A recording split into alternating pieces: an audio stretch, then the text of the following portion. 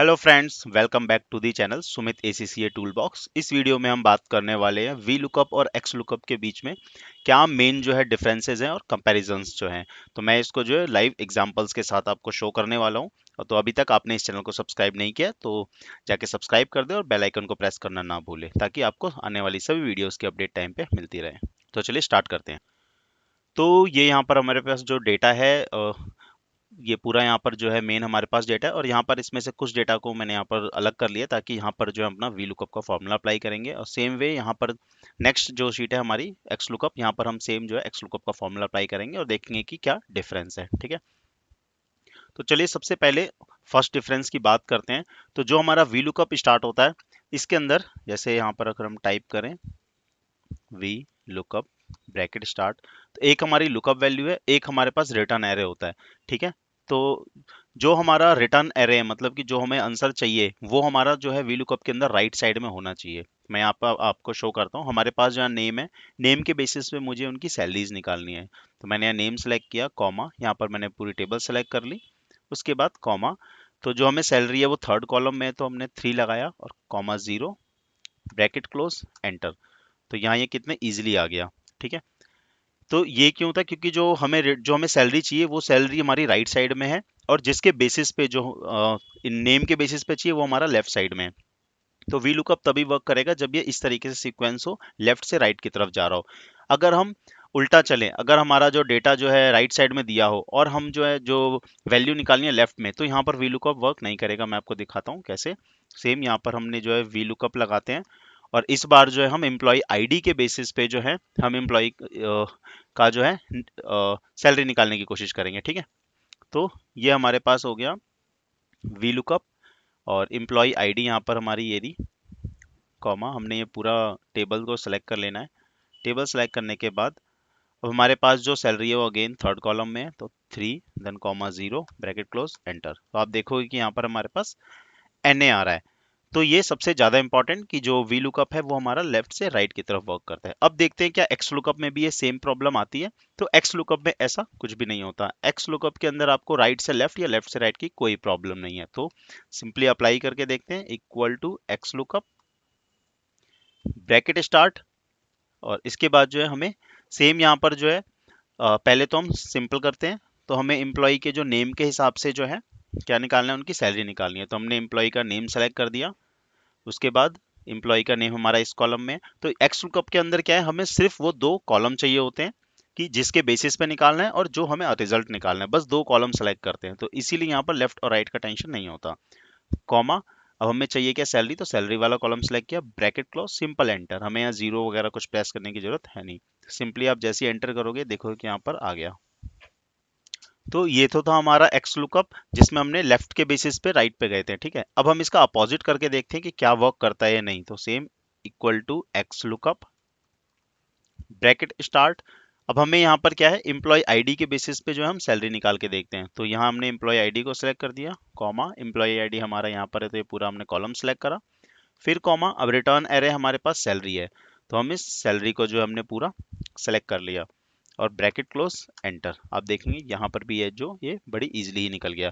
तो इस बार यहाँ पर कुछ भी एरर नहीं आया। तो ये सबसे पहला डिफरेंस है।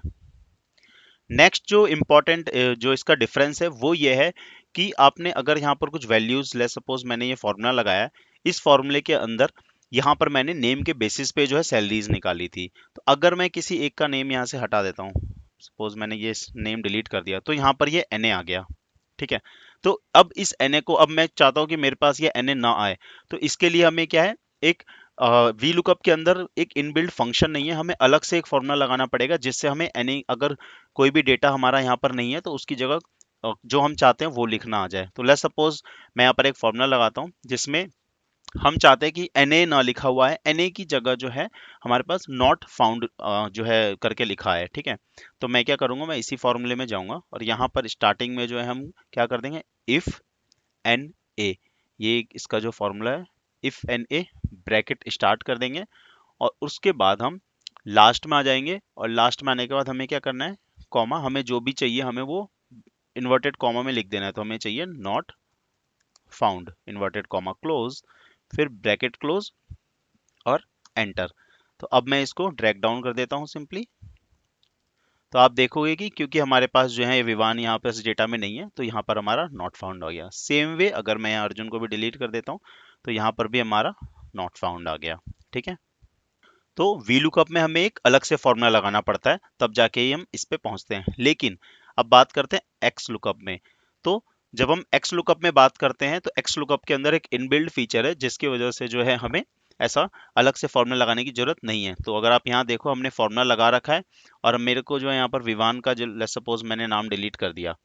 ठीक है, तो अब यहाँ पर यहाँ भी एन आ गया, लेकिन मैं बताने वाला हूँ कि इसमें कैसे जो है इसका इनबिल्ट फीचर है जिससे कि हमें अलग से फॉर्मूला लगाने की जरूरत नहीं है। तो आपको क्या करना है, इसी फॉर्मूले में जाना है और यहाँ पर आपको कॉमा, इन्वर्टेड कॉमा स्टार्ट, और आपको नॉट फाउंड लिख के इन्वर्टेड कॉमा क्लोज और एंटर कर देना है। ठीक है, अब इसको जो है ड्रैग डाउन कर देते हैं हम सिंपली।